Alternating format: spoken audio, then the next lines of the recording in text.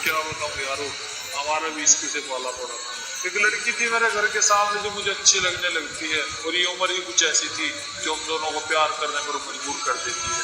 उसके साथ बिताए हुए पलों में मुझे जन्नत का एहसास होता था, और उसके घर वालों के चले जाने के बाद मैं उसकी गोद में सर रखकर चैन से सोता था।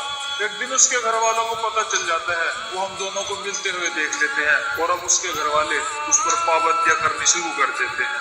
अब हम दोनों को एक दूसरे की आदत सी हो जाती है, और मैं तो पहले ही पागल था, अब वो भी मेरे प्यार में पागल सी हो जाती है। अकेला प्यार से ही पेट नहीं भरता, उसके लिए खाना भी पड़ता है, और घर ऐसे ही नहीं चलता, उसके लिए कमाना भी पड़ता है। अब घर वालों की जिम्मेदारी और उसके प्यार का बोझ उठाकर मैं कमाने निकल जाता हूँ। मैं जल्दी ही वापस आऊंगा, मेरा इंतजार करना, ये कहकर मैं बाहर आ जाता हूँ। उसे मेरी आदत थी तो वो मेरा इंतजार कैसे करती, और मैं उसकी मजबूरी समझता था। उसके पास तो फोन भी नहीं था, तो मुझसे बात कैसे करती। मेरा काम में मन नहीं लगता, अब मैं घर जाने की ठान लेता हूँ, और उसके पास जाकर लिपट लिपट कर रहूंगा। मैं उसके पास जाने की ठान लेता हूँ। घर आते ही छत पर चढ़ जाता हूँ, और वो मुझे नजर आती है।